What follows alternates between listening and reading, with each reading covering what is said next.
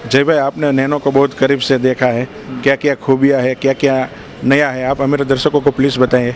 Basically जो nano की design है वो एक शेप बोली जाती है, जिसे मोनोवॉल्यूम भी कहते हैं टेक्निकली।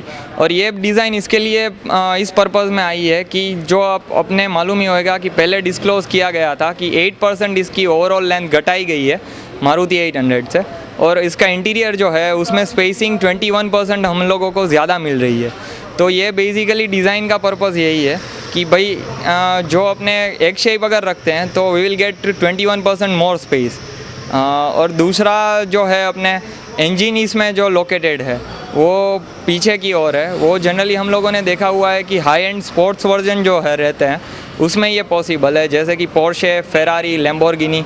लेकिन ये एक एंट्री लेवल कार के लिए it is the newest feature which Tata is going to take over. So ये दोनों चीज़ वो न्यू कह सकते हैं अपने। तो इंजन जो पीछे की साइड रखा गया है तो उससे क्या फ़र्क पड़ेगा चलाने में? एक तो ट्रैक्शन बहुत ही ज़्यादा मिलता है पीछे की ओर के इंजन से, और जो अपने स्पेस बढ़ानी है तो वो इंजन पूरा पीछे की ओर ले जा सकते हैं। और जो अपने व्हील्स है वो पूरे एक्सट्रीम कॉर्नर्स में लोकेटेड है, तो उसकी वजह से भी स्पेसिंग में कुछ बढ़ोतरी हुई है। अच्छा, आगे और पीछे के टायर अलग अलग है, तो ये क्यों किया गया है और स्पेयर व्हील कौन सा दिया गया है? बेसिकली जो अपने 3 वर्जन्स आएंगे टाटा नैनो के, एक जो रहेगा वो बेस है, फिर CX होएगा, नैनो CX, और the last is nano LX। तो कोई भी वर्जन में पावर स्टीयरिंग नहीं है, इसलिए फ्रंट टायर्स जो है वो छोटे किए गए हुए हैं क्योंकि स्टीयरिंग का एफर्ट रिड्यूस करने के लिए। और जो स्पेयर व्हील की आप बात कर रहे हैं वो बेसिकली फ्रंट टायर्स के हिसाब से दिया गया हुआ है।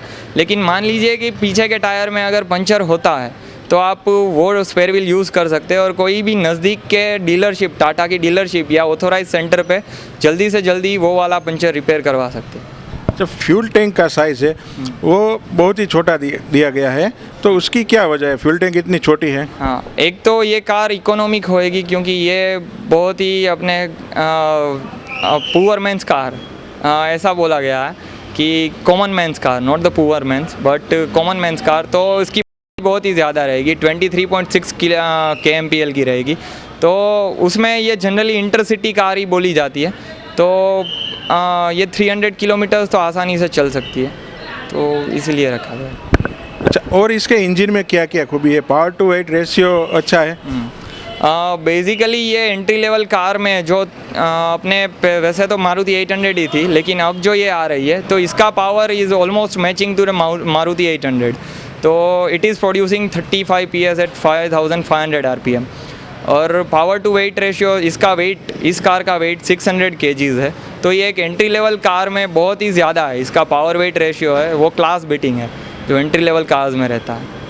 इतनी सस्ती कार बनाई गई है तो सेफ्टी के क्या क्या फीचर्स है, उसमें कुछ बांधछोड़ की गई है? बेसिकली ये जो अपने इंजन पीछे की ओर ले लिया है, इसलिए फ्रंटल जो क्रम्पल जोन रहता है वो इन लोगों ने यूरोपियन स्टैंडर्ड के हिसाब से बनाया है। और फुल फ्रंटल क्रैश ARAI वगैरह ने किया हुआ है, और इसमें रोल ओवर क्रैश भी स्पेशली किया गया हुआ है, साइड इम्पैक्ट टेस्ट भी स्पेशली किया गया। तो सेफ्टी का ये पूरे जो इंडियन स्टैंडर्ड्स है, सेफ्टी और एमिशन दोनों के इंडियन स्टैंडर्ड्स मैच करती है BS2 और BS3 में। अच्छा, इंजन पीछे, डिक्की आगे, फ्यूल टैंक आगे, इंजन पीछे है तो जो रूटीन चेकअप और मेंटेनेंस है उसके क्या प्रावधान किए गए? रूटीन मेंटेनेंस में कोई इतनी ज़्यादा प्रॉब्लम नहीं होगी। मान लीजिए कि अगर आपको इंजन एक्सेस करना है तो एक रियर बम्पर निकालना पड़ेगा, वरना ऑयल्स और कूलेंट वगैरह वो तो सब कुछ ऐसे ही एक्सेस हो सकता है, उसमें कोई प्रॉब्लम नहीं है। और म्यूज़िक सिस्टम, ये वो पावर स्टीयरिंग, और जो लग्जरी वर्जन है उसमें क्या क्या है, उसके टेप फिटिंग के लिए कोई प्रोविजंस किया गया है? हाँ, वो हाई एंड वर्जन में एक HVAC आएगा, हीटर, वेंटिलेशन और एयर कंडीशनिंग। फिर उसके लिए एक स्पेशल प्रोविज़न किया गया है कि भाई आप हाई एंड सिस्टम भी यूज़ कर सकते हैं इसमें। और वरना तो डिकेल्स वगैरह जो कुछ है वो 2 टोन्स में किया गया है, वो सब कुछ होगा। अच्छा, ग्लो बॉक्स दिया गया है आगे? नहीं, ग्लो बॉक्स कॉस्ट कटिंग के लिए नहीं दिया गया है, और इसमें डिप्रेशंस किए हुए हैं डैशबोर्ड में, तो कॉस्ट कटिंग के लिए ये ध्यान में रखा गया है। अच्छा ये अच्छा ग्लो बॉक्स या कुछ ऐसा दिया गया है? नहीं, ग्लो बॉक्स इसमें नहीं दिया गया है। इसमें कॉस्ट कटिंग के लिए डिप्रेशंस दिए गए हैं जो डैशबोर्ड के अंदर ही होंगे और वही हम लोग ग्लो बॉक्स के यूज़ कर सकते हैं।